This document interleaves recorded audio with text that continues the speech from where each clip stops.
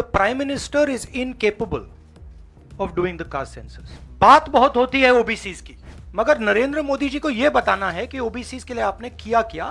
उनका लक्ष्य डिस्ट्रैक्शन का है, और आप देखना डिस्ट्रैक्शन करने के बहुत और तरीके निकालेंगे।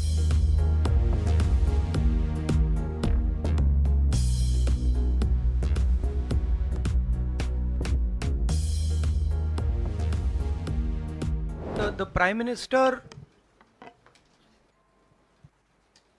is making unconnected statements. What the caste census has to do with,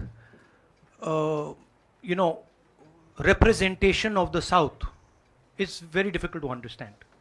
Now, the problem is that the Prime Minister is incapable of doing the caste census.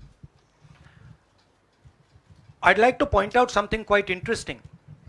There are हमारे 4 चीफ मिनिस्टर्स हैं, 4 में से 3 OBC वर्ग के हैं। BJP के 10 chief minister हैं, 1 OBC वर्ग के हैं, और वो भी कुछ ही दिन में चीफ मिनिस्टर नहीं रहेंगे। तो बात बहुत होती है ओबीसीज की, मगर नरेंद्र मोदी जी को यह बताना है कि ओबीसीज के लिए आपने किया क्या। उनका लक्ष्य डिस्ट्रैक्शन का है, और आप देखना डिस्ट्रैक्शन करने के बहुत और तरीके निकालेंगे। आने वाले समय में एक के बाद एक डिस्ट्रैक्शन करने के तरीके दिखेंगे आपको। इसमें कोई पॉलिटिकल कैलकुलेशन नहीं है। हम हिंदुस्तान का जो मैस है, जो 50, 60, 70, 80% हिंदुस्तान की जो आबादी है, उसकी हिस्सेदारी की बात कर रहे हैं, और वो हिस्सेदारी देकर ही हम रहेंगे। ये हमने निर्णय ले लिया है।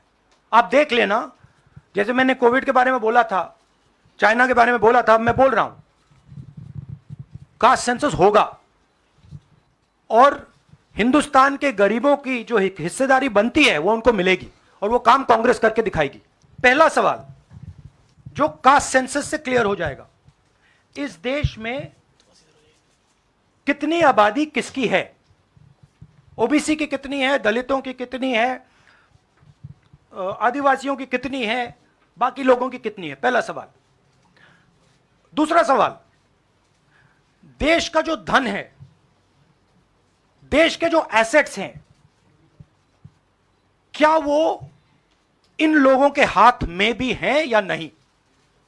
देश के एसेट्स में ओबीसी की कितनी हिस्सेदारी है, दलितों की कितनी हिस्सेदारी है, आदिवासियों की कितनी हिस्सेदारी है।